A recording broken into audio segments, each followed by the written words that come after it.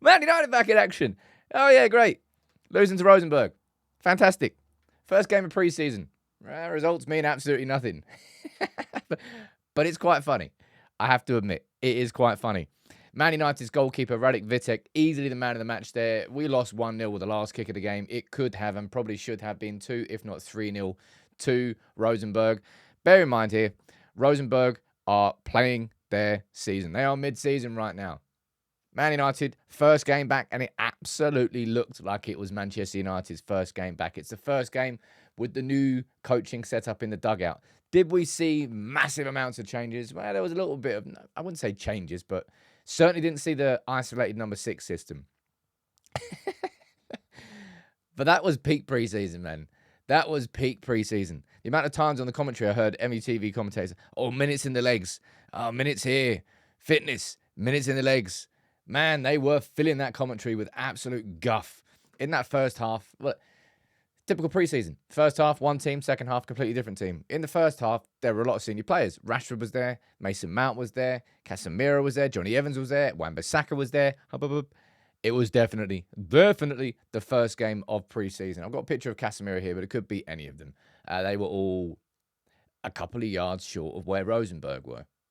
And I think the thing that I'm looking for most in this preseason is trying to identify this new Ineos game model. All right, so I'm going to go and show you this little photo here.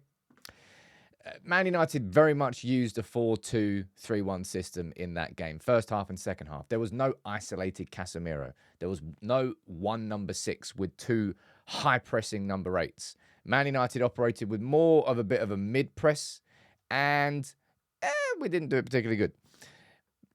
But the structure was a little bit different in the press, and I hope you're going to see United kind of dropping that aggressive, crazy high press. But somebody who did impress, segue, was Radek Vitek. Outstanding performance from him in goal. He got the full 90 minutes. Presumably that means you'll see Eli Harrison against Rangers on Saturday. And I actually want to see him in action. But he'll probably be going out on loan again this season. So I don't think he did himself any problems with that performance, because Manchester United could have and should have lost a lot more than 1-0 in that game, really. I think Ethan Wheatley had a chance in the second half.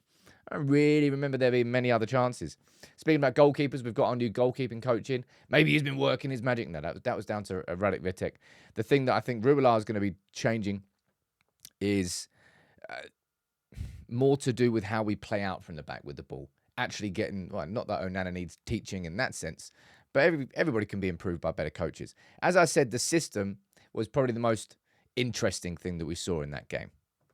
In the second half, the whole 11 switched, apart from the fact that Vitek stayed on the pitch. And there were some players that I think are worthy of a little discussion. Toby Collier, pretty decent week for him, really. He just signed his new contract at Manchester United, and in the second half, he was given the armband. So maybe Erik ten Hag and the coaching staff can see something in Collier. Now, Man United, I think this summer, if I'm being totally honest, I think Hannibal should be leaving. I think Eriksen should be leaving. And if Manchester United can replace him, then McTominay should be leaving.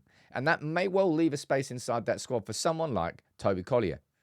It was a decent enough performance from him. The man of the match was obviously Radek Vitek, because no one else played like he did. In the second half, you saw Jack Fletcher come on.